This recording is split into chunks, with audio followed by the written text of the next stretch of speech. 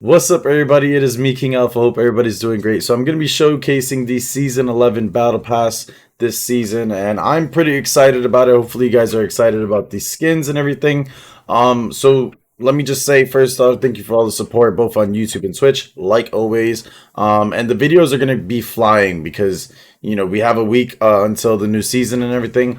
And we'll talk a little bit about certain things. So I am going to be showing these seasonal challenges, what doctrines you can actually get for your units after I show the battle pass. I'm going to show the campaign, how the campaign is going to work this season. The seasonal ruins, I'm going to do a video on that myself, separate from this because it's very different this season. It's not very different, but it's a little bit different than the seasons have been. And then the seasonal store, I'm going to showcase what's in the seasonal store, but then I'm going to showcase outside of it all of the weapon skins and everything like that, in terms of your hero and how it would look. So let's do this, boys. Thank you again and for all the support and everything like that. I do appreciate it. So let's do this. So first off, you do unlock the level 1 skin, and I think, honestly, if you want to preview it, the level 1 skin does look really, really good. And personally, I would say it's close to one of the best level 1 skins we've had.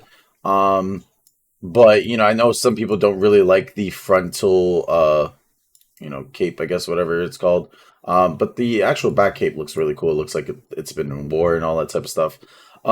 Basic some stuff. So it's basically blades, schematics. Most of the stuff is typically the general same thing. They did oh my gosh. They did do this new emote, which is really, really cool, which is bend the knee. So a lot of people have literally been doing it where they go up to me and they bend the knee and they say "Hail to the King," and I love it. So it's awesome. But it's a really cool emote. I think that's a really, really cool emote, and it's it just shows like they're putting emotes that kind of make sense and stuff like that too. So honor, XP nodes, treaties like always, powdered silver. Then they do have the banner at level 25. And the banner this season does look really, really good. I do like this banner. It kind of stands out. You also have the Paragon's avatar, which does look really, really good. But that's really if you just depend on avatars. I have a good avatar, so I don't really need another one. So treaties, schematics, same type of things per usual. The level 50 is the unit attire. So this unit attire, I will showcase it on the banner guards really quick after I get through the battle pass. And yeah, this is how the horse skin looks. So if this is like, if you put the skin on the horses, but also this is how the actual unit skin looks. It does look pretty good, and you can definitely, I think, mix it up with a lot of other skins if you really want to. Then you got some more schematics. You got some scroll of renewals as well for anybody that, isn't buying, the battle pass, which if you guys don't know, these are 100 sovereigns. So there's 300 sovereigns free right there for some scroll of renewals. Some epic stuff. Then you get the horse skin. I know some people have had mixed reviews on this. Personally, I like the whole horse skin except for the frontal chevron, and the feathers and all that type of stuff. But it's French, all that type of stuff. So yeah, I really do enjoy the skin. You get this at level 70. It's the typical battle pass that we've gotten for the past couple seasons. And you also have the Paragon's weapon cache, which you can get all of the season 11 weapons with. Next is, I believe there is a new emote, which does look really, really cool. I will showcase this too. So basically you take out the banner and you just, do some nice little emote. And honestly, I would say for an emote, this has probably been one of the best that we've had. Other than like dancing or anything like that. It has a lot of animations in it, which is really, really cool. Treaties, artillery, all the typical stuff. You can get a lot of blades by going up to level 100, by the way. And then we have the level 100 battle pass. And when I tell you guys this battle pass, I mean, this level 100 skin is by far, I think, one of the best we've had ever since season 1. I think season 1 had one of the best level 100 battle pass skins. And then now is this one. This one just looks amazing with the chest piece, the helmet, the visor, all of that type of stuff. The back even looks amazing. It's a great skin. I'm definitely going to use this skin when I get into CB. And you can even see the female version of it as well with, you have the same thing, but just, different versions of female. Now let's go over the seasonal challenges really quick. Oh, sorry. And then going last, you obviously get a bunch of blades until you get the Paragon of Valor title if you do get to 300. If you do get to 300, congratulations, you've gotten a purple title.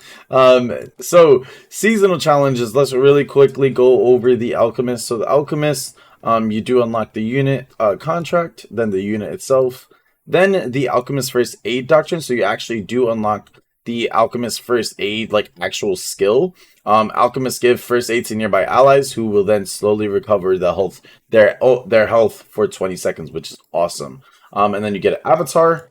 And then for the banner guards, I am going to do separate videos for these guys. I'm not going to go into depth on the videos. I just want to showcase Season 11. So then for the banner guards, you get the contract, you get unit medals, then you actually get the unit itself. Then you get Banner Guard's Morale Doctrine, which reduces Indomitable cooldown by 5 seconds, which is pretty huge. I'll let you guys know that. And then you do get a cool new avatar, which the avatar does look pretty, like, it looks pretty cool. I can't lie. Then you have these chevaliers, sorry. So you have the chevaliers here, and first you get the contract, then you get a chevalier's marching doctrine, which increases unit movement speed by 10%, which is pretty huge for Cav, because obviously the more movement speed Cav does, the more damage they do. Then you also have the unit medals, then you actually unlock the chevaliers, I'm gonna mess it up every single time. I don't know why. Some unit medals, and then you do get the Chevalier's defense doctrine, which increases all defense values by 100 points. Which I'm just gonna really quickly show that is a huge doctrine already, because they're basically the tankiest Cav, technically in the game, by stats. So it's pretty nice. And then you have a cool new little avatar as well. Now, going into the campaign, it's going to be different this season. We are only actually getting 3 regions this season. A lot of people have either asked for, less regions or more regions, and now they've actually conjoined it into 3 regions. So I think this is going to be a season where a lot more fights are going to happen. There's not going to be a lot of naps and everything. Like, maybe you'll have like a little bit of an alliance kind of holding one little half of a region and all that type of stuff. If one alliance holds one region, that's pretty impressive, if anything. So it's gonna get really interesting for next season. And I'm expecting to hear some crazy drama. There's probably gonna be loads of merges, loads of alliances, loads of naps, loads of betrayals. It's gonna get crazy probably in season 11. So the first off is you do start in Borderlands, and all the lands are conquerable all the way till the 28th of March. Then, boom, Eye of the Storm happens. Ungaveria is being able to attack, so you can conquer both lands in Borderlands and Ungaveria. Then, all is chaos, so everybody can go and conquer lands in Osteria, while also being able to still conquer all lands all around. Then, the Usurp the Thrones, so Tuavaros does open up, so you can actually attack Tuavaros and take the capital there.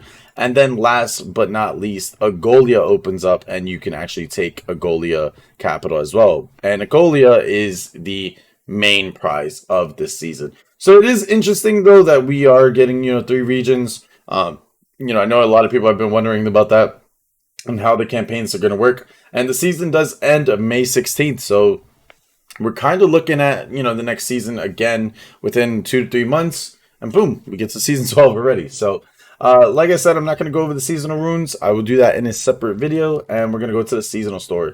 So, really quickly, I'm just going to showcase some of the weapons really fast. So, you have the short sword.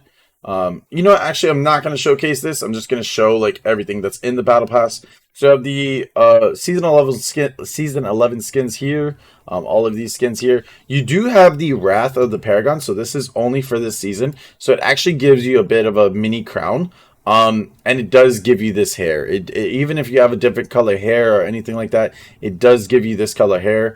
I do wish they would stop doing this, where you can at least maybe, use your own color hair and then just, have the crown on it. But, it's cool. It definitely looks way better on the female than the male. Then you have the unit attire again for 2,500 blades, the unit skin, and going over into the antiques for this season. So big warning here, season 7 is not the antiques for this season. And the reason why they did say this was that not every season is guaranteed to be in order. However, season 7 will be an antique in the future. So I'm assuming because and this is my big theory on it. Um, so if you're looking at the season 8 weapons, because the antiques this season are season 8, the weapons have a blue little stylish in them. So if you don't, if I know I didn't really show it, but most of the weapons actually in, um, like for example, pike or spear is actually a good one. You can see the blue little teal color in it, and it's been like the little bit of a design for the weapons that has like a little blue aspect to it going into the weapon. So they actually did that with the weapons of season 8. So I wonder if maybe season 12 is going to kind of connect to season 7 and allow them to design the weapons kind of correlate with the season as well. So I've definitely noticed that they did the antiques kind of, they're trying to make the antiques a little bit more worth it, I guess. In terms of design and all that type of stuff. So you can see right here, you see the glaive. It has a really nice blue little teal in there as well. Same as the other weapons. It has that blue aesthetic in there that it's coming from the French season. So I think they're trying to do this where season 7 is probably going to be next season as an antique, but with season 12, whatever kind of theme that is. So yeah, the season 8 is all the antique skins. And they do have the antique skins for even like the level 1s. So you can see like it's really gold and blue. So I think they're really trying to just theme it off of what looks better. To actually make people want to get these skins that are antiques and stuff. Then you have the antique level 100 attire. It looks pretty good. I like the cape. Never really liked the face mask and all this type of stuff. So, but definitely like the cape. And then we also had the the antique shadow attire. So they even changed entirely the unit attire. Whereas if you look at the antique of the Decimator and the old Archon and all that type of stuff, it basically looks the same. It's not really an antique. You're just getting the same type of skin. Whereas this time they've actually changed it entirely and changed the skin, did a whole new recolor and all that type of stuff. So hopefully we will see season 7's skins look this good in season 12. Because I know some people don't enjoy the season 7 skins. I personally do. And then we also have the schematics, treaties, powdered silver, all that type of good stuff. So really, really quickly, I'm going to showcase all of the weapons real fast. Let's go over here. This is the Nodachi with the new level 100 skin. Absolutely looks beautiful. I'll hit end here so you guys can actually see it. Let me scroll around right here. I mean, the blade bit kind of goes into the shoulder, so it kind of sucks sometimes, but it does look beautiful. Next, we do hit, I'll go to short sword. So short sword here, you can see the shield with the nice blade.